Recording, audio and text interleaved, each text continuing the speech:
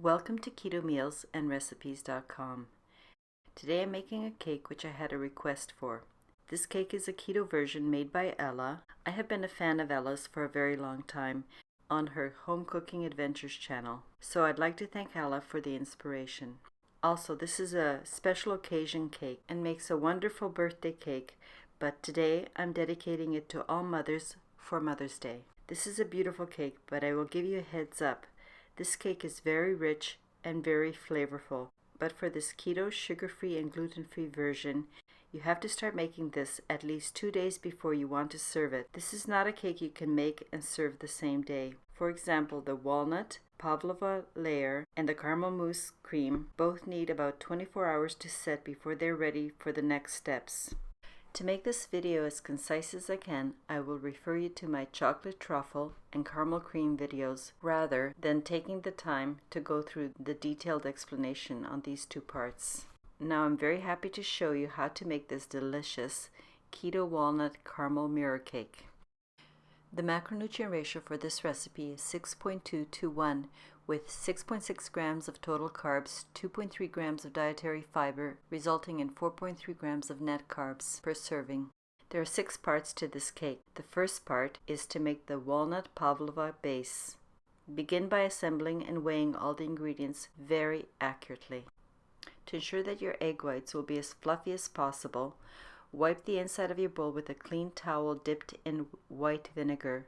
This step will remove any grease or residue on your bowl. As you can see, this step will only use egg whites, but reserve your yolks for later. Then pour in your egg whites. And also, don't forget to preheat your oven to 150 degrees Celsius or 300 degrees Fahrenheit. Then whisk at high speed until your egg whites are at a frothy stage. Add the lemon juice and whip at high speed until all the whites has been whipped and you are at the soft peak stage.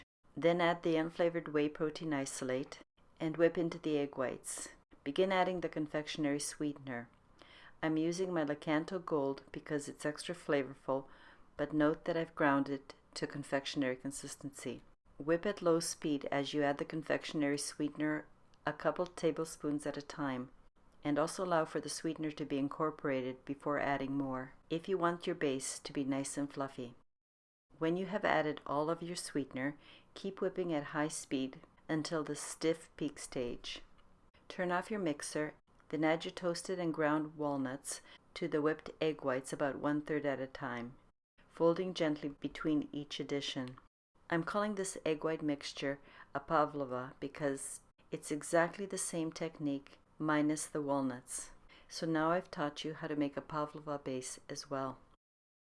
When everything's been whipped up nicely, pour everything into a 16 centimeter or 6.5 inch springform pan, which you have lined the bottom with parchment paper and greased your sides with either coconut oil or butter.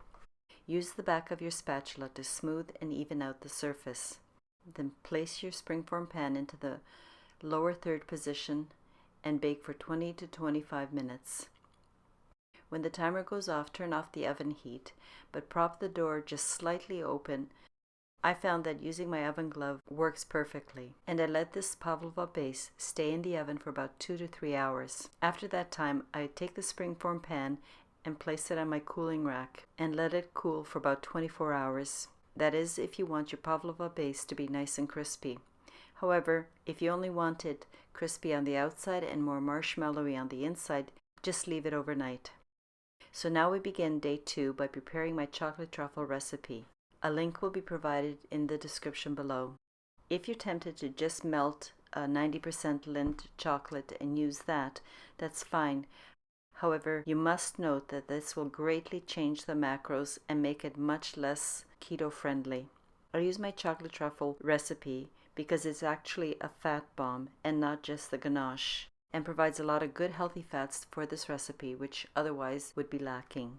After you've prepared your chocolate base, let it cool down completely. For the next step, I'm transferring the cooled and crispy pavlova base to my parchment-lined 8 centimeter springform pan. Try to position it in the center so the space all around it is even. As you can see, while I was transferring the pavlova base, I cracked it in half. I should have used a wider spatula, but not to worry. This little misadventure will be covered up by pouring the cool chocolate truffle liquid on top. But when you're pouring your liquid chocolate truffle on top of the base, try not to have it go down the sides too much, and pour only about a third or a half at a time. Then put the pan into the fridge for about 20 minutes so that your first layer of chocolate can set. Repeat until you've used up all of your chocolate truffle base. I just want to mention that when I film a recipe, I always use the footage of the actual recipe I'm posting. I want to show you that sometimes mistakes happen and you can work around them. And as Julia Child would often say in her videos, you're the only one in the kitchen, so no one will know. So be creative and fix your little mistake. This is the end of the second step. The third step is to make the walnut caramel layer. Begin this first step by making a full batch of my caramel cream. The link is provided in the description below. Once your caramel is nice and thick and you have completed all the steps as in the caramel sauce video, set the caramel cream aside and let it get to room temperature. But don't forget to stir once in a while as the cream is cooling. Now I'm going to show you how to roast your raw unsalted walnuts. Take a dry pan and heat it up. When your pan is hot, add the raw walnuts and cook for 2 to 3 minutes, stirring occasionally. You'll know that your walnuts are nicely done when they're nice and aromatic and you can smell them. Then remove your walnuts from the pan and place them on a cutting board to cool slightly, and then chop them into even but small chunks. This is not as finely chopped as you had done for the pavlova base. You want to be able to feel a bit of crunch from the walnuts. After chopping, place them into a small bowl and set that aside. Now get your room temperature egg yolks and add the confectionery sweetener. Stir or whisk until the egg yolks are pale yellow, and then set that aside. Now let's get back to the saucepan with the caramel cream. First, add the roughly chopped walnuts and stir well. For the next step, make sure your caramel sauce is cooled. Then pour in the yolk mixture and stir to combine very well, and add the finely ground salt and stir again. Turn on your element to very low and cook for about 2 minutes. Then remove the pot from your heat element and let it cool to room temperature. When your walnut caramel layer is cool, now get the cake out of the fridge and spread the caramel walnut mixture on top only. Try not to have any go down the sides. If needed, clean off the chocolate and caramel walnut mixture that has spread down the sides or is at the bottom. Place everything back into the fridge until the caramel mousse is ready. In step 4, I'll be showing you how to make the mascarpone mousse layer. Begin by preparing the gelatin by dissolving 1 packet of powder in a 1/4 cup of cold water, stirring well and letting it bloom for about 10 minutes. While the gelatin is set aside, in the meanwhile, add the room temperature mascarpone and confectionery sweetener to a mixing bowl. Now add the vanilla extract. Next, melt your bloomed gelatin in a bath of hot water, and when it's liquid again, add the instant coffee and mix. Then pour this gelatin mixture into your bowl with the mascarpone. Whip on high speed for a couple minutes and then set this aside for a moment. Next, into another clean mixing bowl, add your cold whipping cream and whip to the stiff peak stage.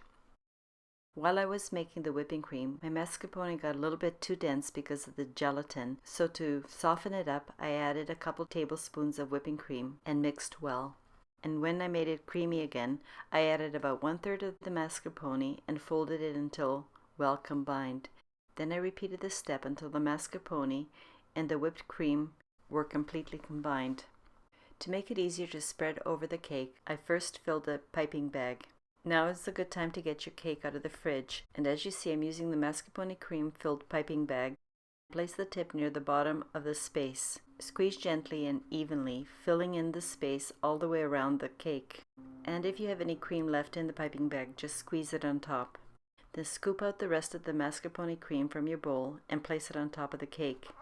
Use an offset spatula and smooth out the surface, and then refrigerate overnight for best results. If you don't give the mascarpone cream enough time to set, it will be very difficult to pour the caramel mirror glaze on top, and this is the second reason why I have mentioned you should make this cake at least 2 days ahead. Now this is the morning of the day I want to serve it, and the first thing I do is make a double batch of caramel sauce and also bloom 2 packets of gelatin in half a cup of cold water for about 10 minutes. And when the caramel sauce is ready, I turn off the heat and I remelt the gelatin in a bath of hot water as I did before. Then pour the liquid gelatin mixture into the caramel cream and stir right away to combine. Now set the finished glaze aside to cool completely, but don't place it in the fridge. You don't want it to caramelize, you just want it to cool down and still be liquid. The second last step is to make the chocolate flower decorations. This, of course, is optional, but since I'm making a version of Ella's cake, I thought I would show you how, just in case you want to decorate your cake in the same way. So for the flour, I'm going to use baker's chocolate because I don't know how to temper keto chocolate. So first, weigh out your chocolate and sweetener. Take your chocolate and crush it into small pieces.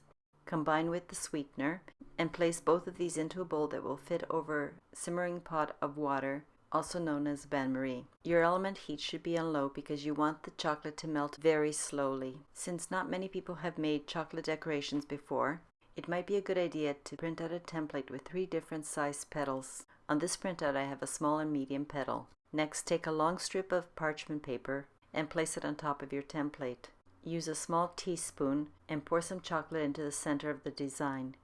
Then using the back of the handle, direct the chocolate up into the petal areas. If you need more chocolate, add it to the center and fill the rest of the design. Then slide your strip and on the same strip make 4 or 5 more petals of the same size. Now do the same for the small petal. When you've placed your petals on a rounded form, put them into the fridge and leave them until you're ready to make the flower. Now get your cake again, because the next step is to spread the caramel mirror glaze on top. Before transferring my cake onto my serving platter, I placed 4 white strips of parchment over my tray. Then I removed the bottom of my springform pan and using my pizza-sized spatula, then gently and carefully place the cake on my serving platter. Then take your barely warm mirror glaze and begin pouring onto your cake. Take your slightly warm caramel mirror glaze and pour onto your cake by pouring the sauce over a large spoon close to the surface. When I'm pouring this mirror glaze on top, I always find that there's a few bare patches, so just scoop up some of the runoff caramel and use that to do any repairs that are needed. Sometimes, if it takes you too long to apply the mirror glaze, you may find that it looks patchy or lumpy. A good hack to fix this is to heat up your spatula, since it's metal, and gently glide it over the entire surface to even out the rough and less even areas. The heat of the spatula is enough to melt and smooth things out. You may have to reheat your spatula to get everything as smooth as you like. Now to add the crushed walnuts.